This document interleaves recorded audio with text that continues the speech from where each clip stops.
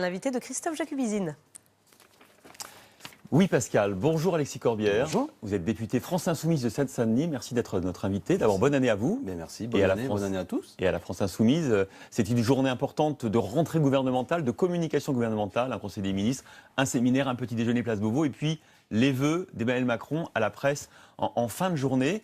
Voilà ce qu'on dit à l'Élysée. Emmanuel Macron est allé vite en 2017, il compte accélérer en 2018. J'ai envie de vous demander, Alexis Corbière, on a l'impression que les Français ont l'air d'apprécier, en tout cas c'est ce que disent les sondages, un exécutif qui travaille et qui fait ce qu'il a promis pendant la campagne. Vous êtes d'accord ? Non. Non, mais bon, après qu'il y ait de la communication bien léchée, c'est une chose. Que les Français souhaitent qu'il y ait du boulot et des choses qui soient faites, ça c'est vrai.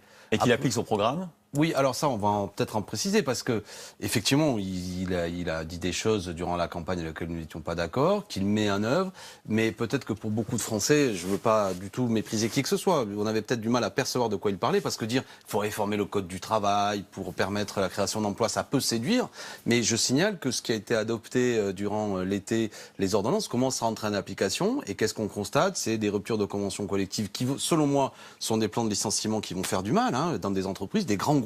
Je pense notamment à PSA, on en a parlé, où c'est proposé par la direction, où c'est pas encore en application, et il y a la possibilité... Ils veulent effectivement utiliser cette nouvelle possibilité. De quoi on parle concrètement ? Ça veut dire que des emplois qui existaient, qui étaient des contrats à durée indéterminée, il peut y avoir des licenciements avec des possibilités de réembaucher des gens après par derrière sur des formats plus précaires, laisser sur le carreau des salariés, on peut imaginer un peu plus âgés, pourquoi pas, etc. Enfin, il n'y a rien de bon. Donc vous pensez que les Français vont découvrir ce que ça voulait dire vraiment c'est-à-dire qu'on dit aux gens, il faut modifier le code du travail pour créer des emplois, et badaboum, la première mesure, c'est des plans de licenciement.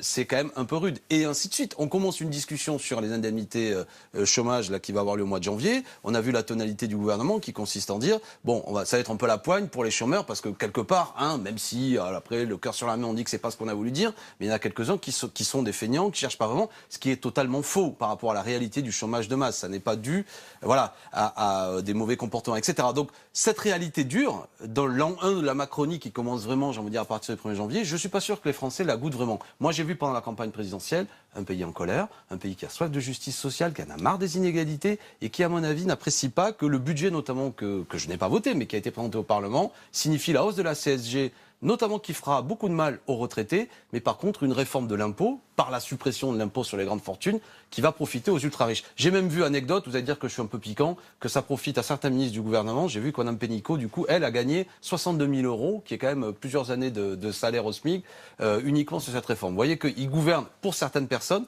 mais pas pour l'ensemble du peuple, selon moi. En revanche, d'après ce que le gouvernement dit, la hausse de la CSG sera compensée, voire largement compensée pour les salariés qui vont voir leur salaire net augmenter à la fin du mois. Oui, mais c'est donne-moi ta montre et je te dirai l'heure. C'est-à-dire que dans votre salaire, ce que vous touchez, ce que je perçois, il y a une part de salaire direct et de salaire différé. Je cotise à des organismes qui fait que je me casse la jambe, vous aussi, etc. Bon, il y a des caisses différentes qui permettent que...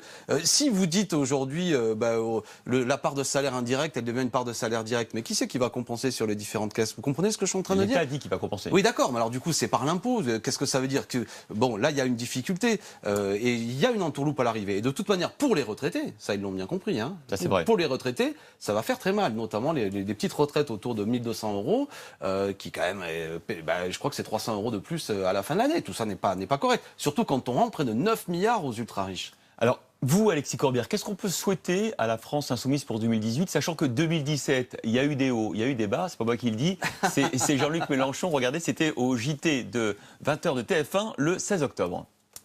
J'accepte votre ironie piquante. Non, pas du tout. On ne peut pas dire qu'on est au mieux de notre forme. Et moi, j'appelle le mouvement social à se ressaisir. On ne peut pas dire qu'on est au mieux de notre forme. Oui, mais alors, attention, il parlait du mouvement social contre la réforme des retraites. Et du bilan, justement, de l'échec de la mobilisation contre la réforme du Code du travail. Non, mais on n'a pas fait reculer le gouvernement. Moi, vous savez, c'est surtout, je suis inquiet pour les Français. Il y a 18 millions de salariés. La réforme du Code du travail qui va flexibiliser, ubériser, j'espère que tout le monde comprendra le mot, c'est-à-dire précariser un peu plus tout le monde, n'est pas une bonne chose. Après, vous me posiez la question, la France insoumise. Franchement, on se porte bien. Enfin, je veux dire, on est un mouvement. Écoutez, vous me connaissez depuis quelque temps. On a commencé une campagne présidentielle le 10 février, je crois, 2016, avec un candidat qui a lancé une campagne. À l'arrivée, on fait près de 20% des voix, presque 7 millions. On a un groupe parlementaire. Enfin, je veux dire, franchement, la nouveauté de 2017, il y en a deux. Politique, j'entends, c'est Emmanuel Macron, La République En Marche, mais c'est la France insoumise. Donc on est toujours dans cette dynamique-là. Tout va bien sûr, il faut continuer à construire. Il y a des élections partielles, par exemple, qui m'intéressent. À la fin du mois, on pourra se revoir pour en parler. Je vais aller à Belfort, je vais aller dans le Val d'Oise. On va voir, y compris ce que vous évoquiez tout à l'heure. Les gens aiment bien Emmanuel Macron. On verra le résultat de ces candidats, parce que les sondages... En tout cas. Voilà. Oui, mais je veux dire, les sondages, vous savez, c'est toujours pareil. Ça Monsieur cote Macron, remonte. oui, bon, d'accord. Mais moi, je pense que la réalité dure, on va la constater dans les élections partielles. C'est ce que vous disiez. Et y compris les élections européennes qui viennent. Alors, Jean-Luc Mélenchon aussi s'est exprimé sur les vœux. Je parle de Jean-Luc Mélenchon, parce que c'est votre patron. Mais quand bien même, sûr, il n'y a pas de problème. Sur les vœux. J'aime pas le mot patron, mais je comprends l'idée. J'ai fait exprès. Sur les vœux de Macron du 31 décembre, Macron déclame, mais le texte est celui du mode d'emploi d'un nouvel appareil ménager. C'était décevant, laborieux, une sorte de lapin Duracell qui aurait perdu son tambour. Ça vous fait rire, mais est-ce qu'on peut dire d'un président que c'est un lapin Duracell? Est-ce que c'est faire de la politique, ça? Oui. Non, mais il faut. Et Jean-Luc Mélenchon aussi, je crois, a sorti dans un tweet le mot amphigourique pour décrire un peu ce discours. Non, mais premièrement, c'est pas manquer de respect, c'est piquant volontairement, mais enfin bon, la politique est souvent un peu comme ça. Moi, j'aime pas les attaques contre les personnes, mais on peut se permettre d'avoir parfois un vocabulaire un peu fleuri, un peu amusant. Ce qui est vrai, honnêtement, c'est que c'était un peu ennuyeux, quand même, on peut le dire. Un peu long. Et puis moralisateur, oui, mais alors, attendez, regardez, de grande généralité. C'est trop long. Regardez ce que dit encore Jean-Luc Mélenchon hier sur son blog. Il dit « Allô quoi ?»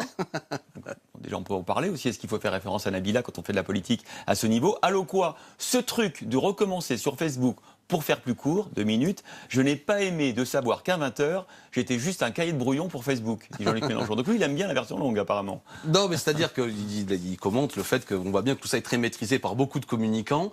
Sans aucun doute, beaucoup de ses proches ont dû lui dire le format était trop long, un peu casse-pied, etc. Il faut faire une version un peu plus digeste. Pour les jeunes. Bon, voilà. Ou du moins, ou même pour le plus grand nombre, parce que quand même, il en enfilait les perles, hein, et les portes ouvertes et les grandes banalités. Alors je sais bien que c'est la loi du genre quand on est président de la République, mais tout de même dire autant de généralités. Quand on a fait des choses en plus qui sont des réalités crues, on l'évoquait, le code du travail, budget, etc. Il aurait pu s'expliquer. Bon, pour dire après des grandes banalités, qui veut qu'on aille mieux, etc. Bon, voilà. Après, il faut accepter l'idée. Vous voyez, vous-même vous le reprenez. C'est quelque part Jean-Luc Mélenchon a réussi son coup. C'est à part des formules un peu amusantes ou un peu piquantes, on crée le débat. C'est une évolution. On n'en est pas responsable, hein, souvent de la vie politique.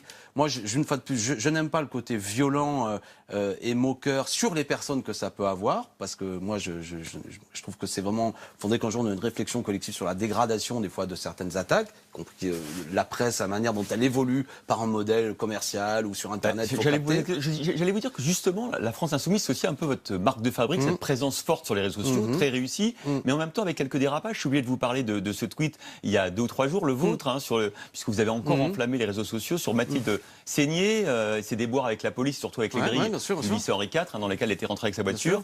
Je reprends votre tweet. Hein, je n'ai aucune sympathie particulière pour cette actrice, dont les choix politiques sont aux antipodes des miens.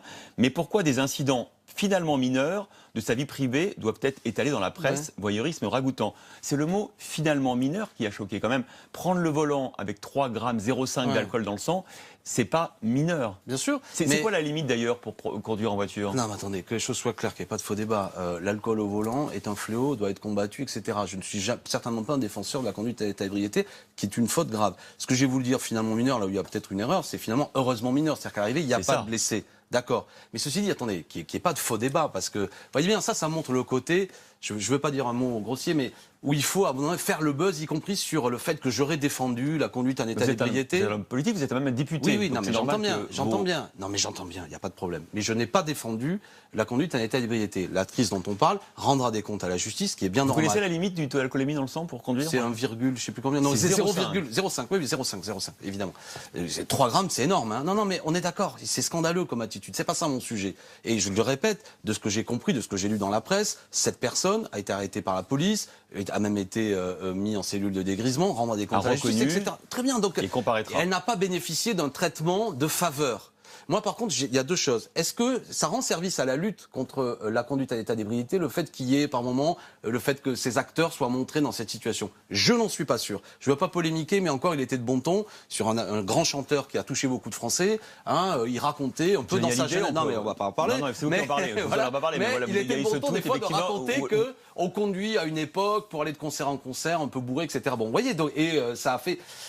c'est pas bon, tout ça, cette espèce, comme si ça allait de pair avec la vie d'artiste. Bon. Donc, déjà, je ne pense pas que ça lutte, que ça fasse de la pédagogie. Mais mon sujet est de dire, est-ce qu'il faut notamment je réagissais à un article du Figaro, parce que la presse people est une chose, mais si la grande presse, je ne veux pas hiérarchiser, mais on comprend le fil de mon propos, se met à s'aligner sur le fait qu'il faut faire du clic, donc on raconte tout et n'importe quoi, même quand ça n'a peu d'intérêt. Parce que cette dame, comme d'autres, après tout, le fait de dire qu'est-ce que ça apporte? Non, mais j'entends ce que vous dites, mais je pourrais vous dire, faites attention à vos tweets aussi. Pourquoi? Pour le coup, le mineur était maladroit sur Mathilde Seigner. Le 3,5 g, 3,05 g, c'est pas mineur. Voilà. Oui, mais l'incident, finalement, aux conséquences mineures. L'incident. Non, mais quel que soit le sujet, non, mais que les choses soient claires. Moi, je veux bien qu'on polémique avec moi, il n'y a pas de problème. J'ai compris, j'ai compris que je suis devenu, quelque part, un homme public. Non, mais il n'y a pas de problème. Non, mais j'assume, je réponds à vous. Et c'est pour ça que je dis, et sans doute que cette formule était maladroite. Mais le sujet que je pose, parce que si on peut polémiquer sans fin, et pourquoi il y a cette polémique? Parce que le but, c'est faire du clic, et après dire Corbière défend Seigner, et pourquoi on parle de cette actrice? Parce que ça fait du clic. Est-ce qu'on veut ça? Est-ce que je dis aux gens qui me regardent, si demain vous avez un incident, votre fille a un incident, vous voulez, que votre nom soit sur Internet avec votre photo? Je ne veux pas de ça. Je ne veux pas de ce voyeurisme médiatique, surtout de la part de grands médias. C'est ça le débat que je pose. Vous voyez? Donc c'est un autre débat que la défense. Franchement, l'alcool au volant, c'est un fléau terrible. On va parler d'une promesse d'Emmanuel Macron. Oui. Il avait faite le 27 juillet, le fait qu'il n'y ait plus de sans-abri dans les rues avant la fin de l'année. On écoute à nouveau le président. Je veux que partout, et c'est l'immense travail que vous aurez à conduire, mais je sais que vous en avez la détermination partagée. Partout des hébergements d'urgence. Je ne veux plus de femmes et d'hommes dans les rues. Mais partout, dès la première minute, un traitement administratif qui permet de déterminer si on peut aller vers une demande d'asile ou non. Et derrière, une vraie politique de reconduite aux frontières. Alors c'est bien parce qu'il y a deux sujets. Mais je vais vous poser les deux questions. D'abord sur les sans-abri, c'est objectivement la promesse n'est pas tenue, en tout cas pas à date. Qu'est-ce que concrètement la France insoumise ferait pour qu'il n'y ait plus de gens dans la rue sans foyer? Appliquer la loi. Il y a deux aspects. Premièrement, donner des moyens supplémentaires sur des lieux d'hébergement qui sont vraiment en deçà des besoins. Si vous appelez les différents numéros qui existent, vous apercevrez de la réalité. D'ailleurs, M. Castaner a totalement passé à côté du sujet en disant que le problème, ce serait que, en gros, les gens à qui on propose des hébergements n'y vont pas. C'est faux, totalement. Et quand vous disiez appliquer la loi? La loi de réquisition qui existe. Il y a une loi qui existe. Rappelez-vous de l'abbé Pierre, la belle figure de l'abbé Pierre, l'homme préféré des Français à une époque, qui avait fait adopter cette loi. Une loi de réquisition. Il y a beaucoup de logements qui sont vides, beaucoup de bâtiments qui sont vides depuis longtemps, que les gens n'aient pas l'impression que ce soit leur appartement qu'ils ont depuis quelques semaines vide. Il y a des bâtiments, je pense dans des grandes villes, à Paris ou ailleurs. La réquisition des logements. Oui, non, mais c'est la moindre des choses. On ne peut pas tolérer en région parisienne. Moi, je suis en Seine-Saint-Denis, à Bagnolet ou à Montreuil. Vous avez la pauvreté qui s'installe, notamment aux portes de Paris, avec des gens qui dorment dehors. Il fait un froid de canard. C'est insupportable. Qu'est-ce qu'il faut attendre des morts? Donc, au bout d'un moment, il faut agir. Et là, de ce point de vue-là, non seulement on voit bien là, chez Macron, c'est intéressant que vous disiez ça, qu'il y a eu beaucoup de grandes paroles, non-application. Il faut appliquer la loi, qui est notamment ne pas tolérer que des bâtiments, des administrations entières soient parfois vides, alors que des femmes et des hommes et des enfants dorment dehors. Sur les migrants, Emmanuel Macron, nous ne pouvons accueillir tout le monde, ou tout du moins dans les règles, et il faut accélérer les procédures d'expulsion, notamment des migrants politiques, donc des demandeurs d'asile rejetés. Pourquoi il faut accélérer les mesures d'expulsion? C'est ce que dit le président, je vous pose. Oui, non, mais d'accord, tout ça, c'est à la fois, c'est toujours le et en même temps. Aujourd'hui, c'est un problème extrêmement complexe. Ces migrations aujourd'hui qui sont dues à des guerres que bien souvent des grandes puissances ont provoquées, à des dérèglements climatiques, etc. On doit, écoutez, sortons de ce débat. J'en ai assez de parler d'immigration. En vérité, il faut faire face à ça. C'est une réalité. Ou alors on va transformer l'Europe et la France en espèce de citadelle policière. Sans limite, personne ne dit qu'on accueille sans notamment. limite. De toute manière, c'est pas des gens sans limite. Sortons de ce flux. Il faut prendre, évidemment, il faut accueillir les gens dans les bonnes conditions. Faut prendre sa part, et certainement pas, oui, mais bien sûr, mais de façon d'ores et déjà la part qui est là, de ces femmes et des hommes qui sont là. Créer des conditions vraiment d'un accueil qui sont bien souvent assez intolérables, d'un vrai examen de leur situation. Et certainement pas, comme le proposait M. Collomb, de judiciariser, c'est même pas le mot, c'est de transformer quasiment en force de police supplétive des associations humanitaires. Parce que vous allez créer l'effet inverse. Est-ce que tout le monde comprend ce que je suis en train de dire? M. Collomb demande à ce que des associations, je pense à la CIMAD ou ailleurs, qui gèrent des hôtels d'accueil, aujourd'hui traquent pour voir qui c'est qui est en situation régulière ou pas. Si on fait ça, c'est-à-dire que des gens n'iront plus dans ces lieux, iront dormir dans la rue, etc. Et ça va encore plus développer la misère, ce que nous n'acceptons pas. On est quand même la 5e puissance mondiale, franchement. On peut se permettre... On a les moyens. Ben oui, enfin, du moins, même pas illimité, mais de faire face à ça. Dernière question, les violences faites aux policiers ces derniers jours en banlieue parisienne. Vous avez unanimement, je crois, au sein de la France Insoumise, condamné les violences et leurs auteurs. Évidemment. Non, mais c'est scandaleux. Que les choses soient claires. Les fonctionnaires de police font un travail difficile. Ils sont là pour assurer notre sécurité. Il est hors de question qu'ils soient violentés comme on l'a vu, pris à partie. Tout ça est intolérable. Donc je crois qu'il déjà, il faut être clair. Moi, j'adresse tous mes mots de soutien non seulement aux fonctionnaires qui ont été agressés, à leurs collègues, parce que c'est un travail difficile. Une fois qu'on a dit ça, que tout le monde a, comme vous dites, a réagi, le commissariat de Champigny, il y a aussi des moyens depuis un moment qui sont à la baisse. C'est-à-dire qu'on observe, bien souvent c'est amusant parce qu'on est un peu à front renversé. On dit parfois Corbière, la France Donc vous insoumise, donneriez vous plus êtes de un moyens peu... à la police. Ben, on ne cesse de le dire parce que tout ça c'est des fonctionnaires. Vous voyez, on ne peut pas presser comme ça la fonction publique et après déplorer que bien souvent les policiers sont en situation un peu difficile. Merci beaucoup Alexis Corbière. Bonne année à tous. Bonne année à tous.